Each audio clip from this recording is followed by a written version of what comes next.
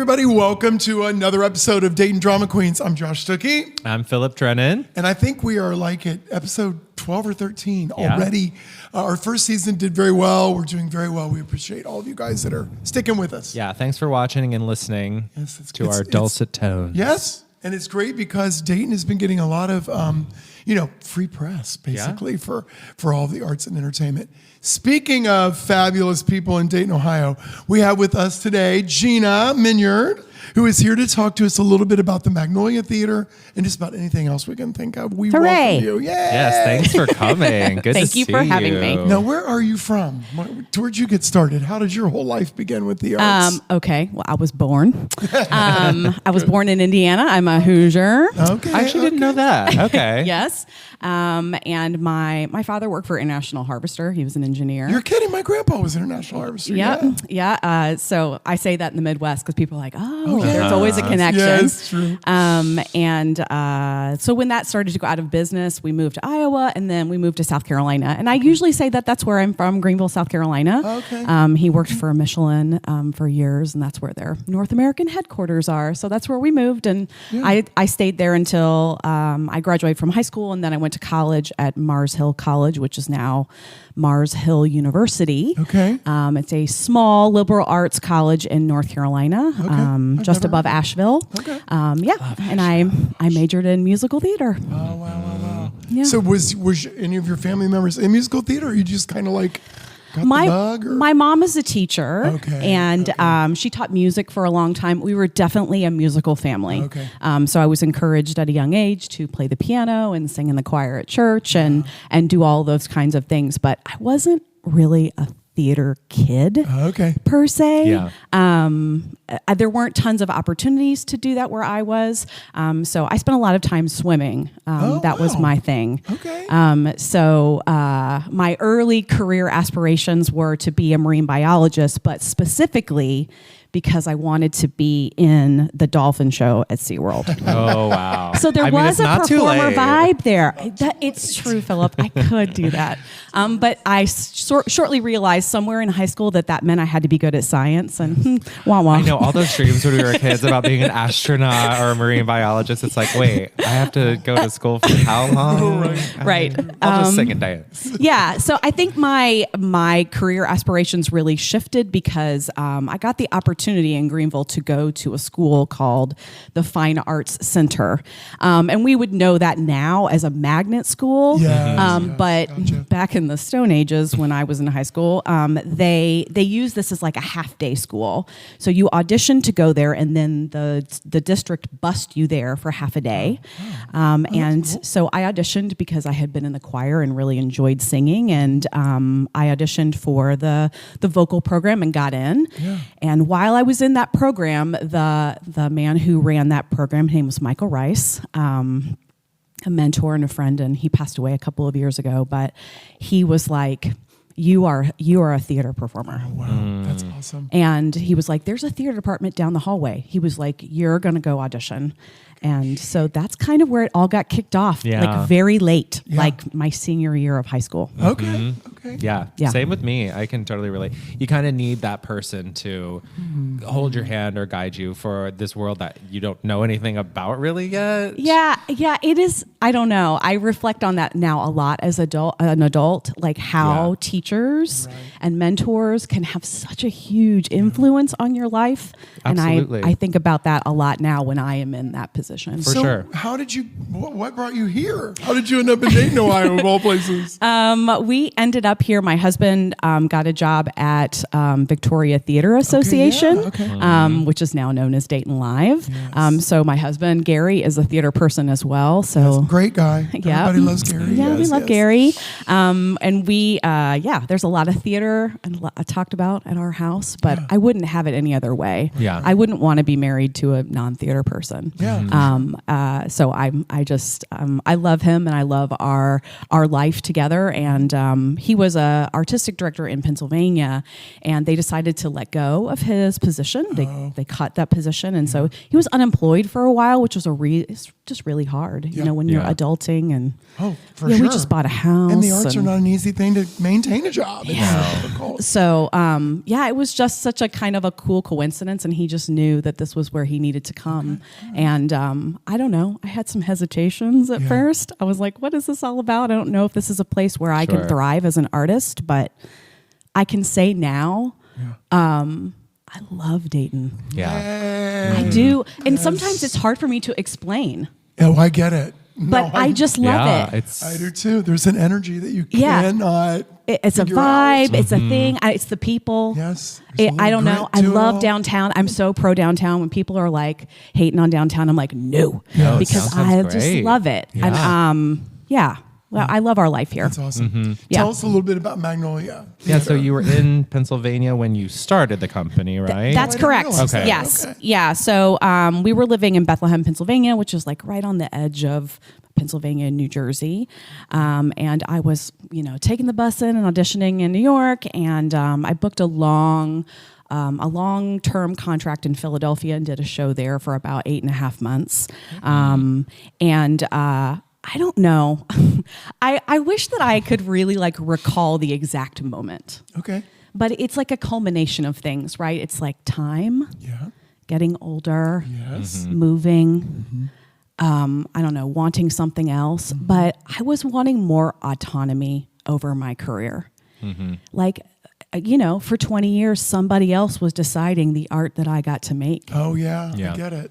And I was like, I don't know. I wanted to make those decisions. And I also I had this itch to create opportunities for other people as well. So I bought a book. Good I start. bought a book that was like how to start a theater company. Oh, wow. Get out. Is this real? It is. Oh It's a my real God, thing. I love you for this. So it's a book written by the artistic director of Step Africa. Okay. Wow. And he honestly goes through like step by step what you need to do and like whether or not you want it to be like for profit or not for profit. And then like, you know, hiring employees and all these kinds of things. And I was like, oh, yeah, this is what I want to do. I want to start a theater company. That's great. And, but the theme came in a reflection moment. There may have been cocktails involved. I don't know. But just the fact that I had not worked with many women in my career in leadership positions, so that they had been running the company, that they were directing the show. And, you know, my career to that point had been pretty expansive. I had done a lot of regional theater, cruise ships, theme parks, all different kinds of things. And like every single person that I had worked with, really, there was very rare exceptions where, you know, the person that was in charge was not a man. Yeah. And so I was like, I don't know, went down a rabbit hole and started to realize that there are tremendous inequities in the arts when it comes to gender, when it comes to race. There's a lot of factors there. Absolutely. And we're just now really starting to crack open a lot of things that have been happening in the theater arts specifically that have been so awful over the years and the way people have been treated. But this is what I know how to do. Yeah. I'm like, I know how to, at that time I was just like, I know how to perform. Yeah. I know what I want in my own theatrical experience. And so I was like, I'm going to start a theater dedicated to women. That's so great. Love And so that. just did it. Yeah. So Magnolia, where'd the name come from? You know, Yeah. not many people have asked me this, Yeah. but it is a flower that has some symbolic references to femininity and strength. Okay. But it is also a flower that has grown in every place that I have lived. Oh, wow. I just got goosebumps. I know. I love That that. means something when you get incredible. goosebumps. Yeah. It is incredible. Yeah. I love that. I think going back to what you were saying too about, you know, just having autonomy over your career and things like that. I think being a performer too, not every producer was a performer. Not every executive director, every artistic director was a performer. And you don't have to be, but I think that it can help just kind of having a different view of the way things are run and having empathy for people that are involved with your organization in a completely different way. Yeah, absolutely.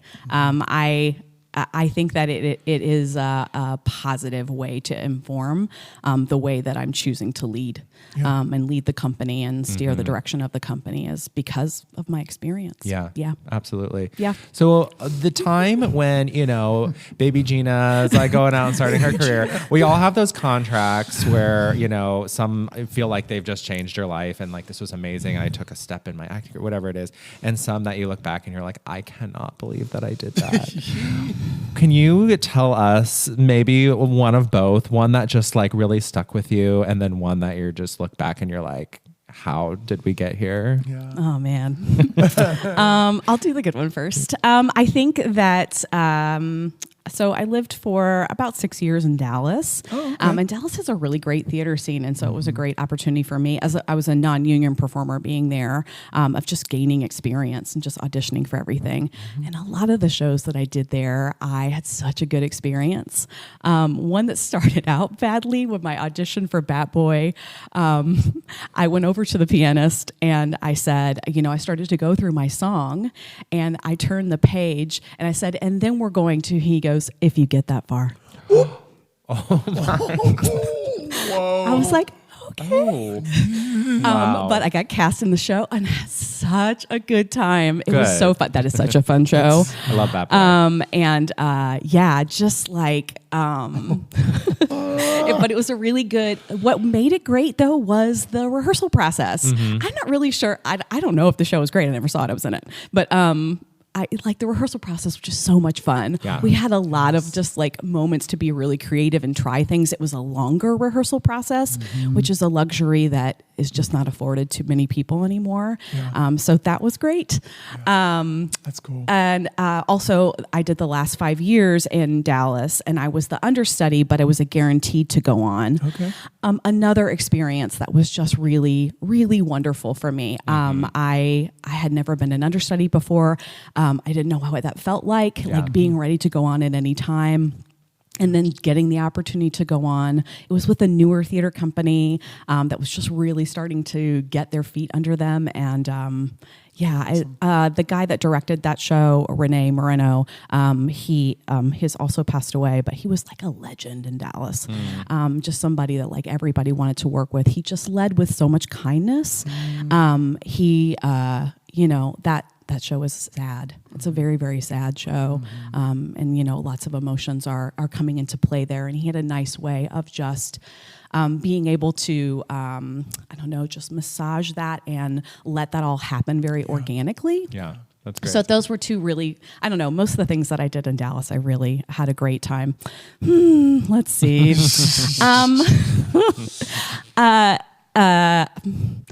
When I lived in Florida for a little while, I worked at this. There was a defunct dinner theater called Musicana in Florida. Musicana.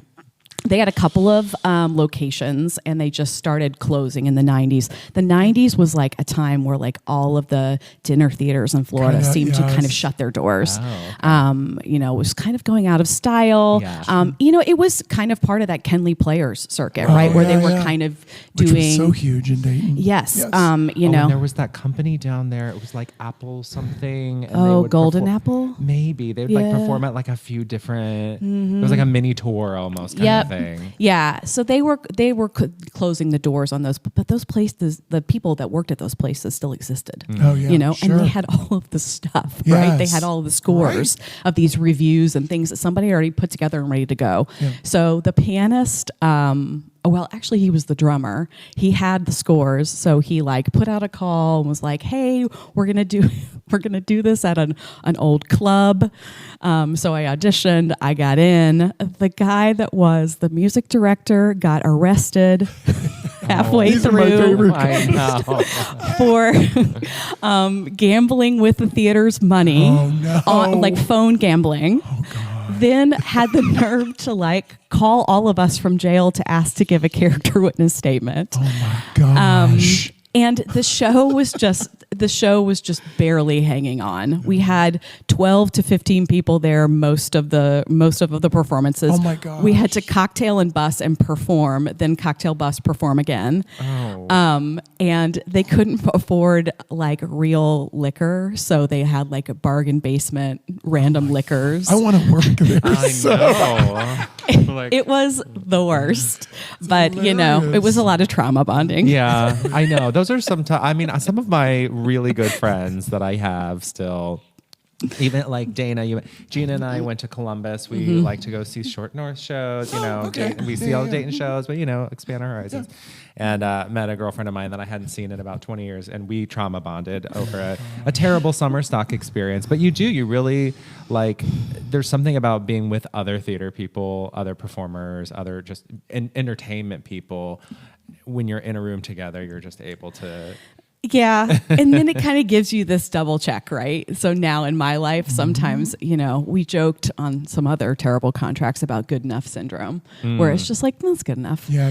That's not. Yeah. Yes. Like, I had a costume where the hem of my pants was too long and they pinned it up. Yeah. And I was like, well, you can see the pins from stage. And they're like, well, that's good enough. That's good enough. And the good enough syndrome is like something that is like a baseline check for me a lot, where I'm like, go back to being like, am I settling for good enough? Yeah. Or, gotta be careful. gotta do it right. For sure. That's really, that kind of Good blew point. my mind this morning. You're absolutely right. Well, and Gina and I met sort of trauma bonding in a gig together. Yeah. I don't know if you knew that, but I don't here in know Dayton. this story, no. Yeah, we were doing a gig for an event.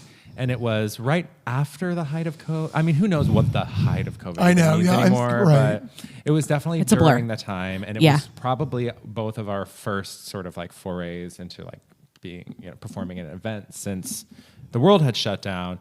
And unfortunately, people were just dropping like flies. Like falling like dominoes. And getting COVID. Yeah. It was, And then it got to a point where pretty much all of our leadership was all sick. And it was like, do you guys want to do this? And we were like, do what though? We didn't know what we were doing. Oh my God. It's hilarious. But the thing, you'll never forget it. It was a wild couple weeks there. Yeah. But the good thing was, so the event goes on. We don't perform at it, but it gave us a chance to meet. And then probably a week later, I get a call from either you or Gary that's like, hey, do you want to throw together a Christmas show? Yeah, a Christmas show. Talk about that, guys, because that's really turned into, people love it. It was a very random thing. Yeah. So when the Nerve decided to close, and that and Chris and Jenna left Dayton, they had some dates on the books over at the PNC Arts Annex. Yeah. That's right. And one of them was a pretty prime holiday week. And so when they gave that up, which was at some point in that November, early November, late October, Gary, again, when we talk about a theater at our house, he was just like, I have a prime week in the Arts Annex. And, he was like, we should do something. What should we do? Yeah. And I was like, and he's like, do you want to you just throw together some Christmas songs? And I was just like, oh, I don't want to do it by myself. Right. And he was like, well, who would you want to do it with? And I was like, I knew right away it was Philip. Like I was sweet because Philip understands the assignment, right? And could roll with whatever this was going to be because we had, I don't know, 3 weeks, 2.5 weeks. Oh yeah, it was crazy. Yeah. So Gary has a great standing relationship with the Darren Bell Band, and they always come in and do various gigs for Dayton Live. And so he was like, I'm going to call Darren, see if he's available.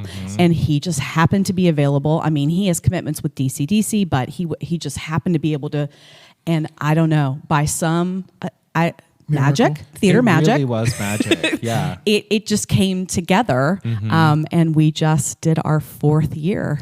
Amazing. Yeah, it's crazy. Speaking of coming together, before time runs out on us, Magnolia Theater, tell us a little about what's going on, how things are progressing. What's coming up what you got?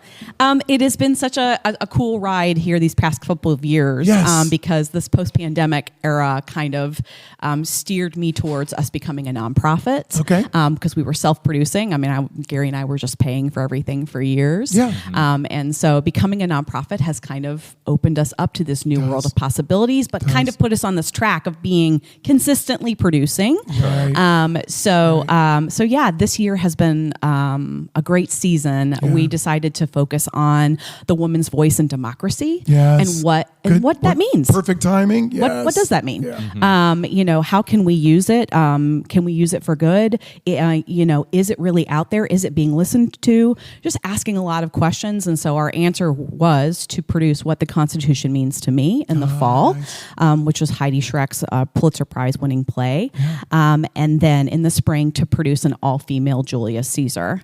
That is so great. Yeah. This is an idea that I've had for a very, very, very long time.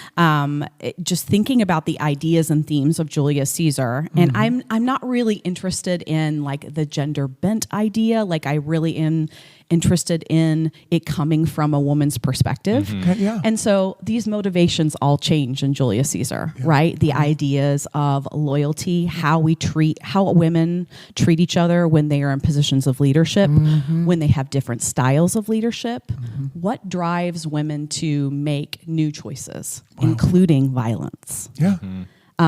Because we don't think about women being violent, but there are a lot of them that are. Yeah. And so, we have also, as a company, thought a lot about gender as a spectrum and being something that is women focused and wanting to be more inclusive. And so we've changed some of our commitments as a company about being committed to gender-based theater. So when we were adapting this play, I partnered with Caitlin McWethy. She is a Cincinnati-based theater artist. Okay. And we actually did 26 Pebbles together over at Human Race a couple of years ago. She's a great theater artist, and she took on this task of kind of adapting it. Wow. And not being too precious with the iambic pentameter. Oh, yeah, I gotcha. And, just trying to tell a new story. And so we've been working on it for about 3 months, just had auditions. I'm very excited about the cast that we have. Yeah, it looks like a great cast. It's a great cast, yeah, with a lot of Dayton-based performers. Yay. And Dayton. yeah, and I'm interested in new ways in. Like Magnolia's as a company is trying to be committed to that. Yeah. We're not always doing it, but that's awesome. I focus a lot on what the artist experience is going to be. And so that is something that Caitlin is committed to as well. And so she will be directing the piece too. Yeah. And we'll be doing it in the annex. That's great. Amazing. April 10th through the 13th. Hey, everybody look for that. Julius Caesar, fabulous, Magnolia Theater. This is the wonderful Gina Minyard. What a great conversation we've had with you today. Thank you. How do we What an follow along experience. with everything too? Are we on all the socials, websites? We are on the Facebook. We are on the TikTok. We're on the Instagram. Great. So Instagram is probably our most active platform. So I'm having like a personal thing about social media in general right now, which has been hard. Yeah. But yeah, we're there. Okay. It's still that main marketing tool for Absolutely. so many companies, including theater companies. So Definitely. Well, check it out. And thank you so much for Yes, being here. Thank you. Gina. We need to thank Square One Salon for their sponsorship. And thank you so much for growing this audience for us. We appreciate it. I'm Thank you. Josh. I'm Philip. We'll see you soon. Bye-bye.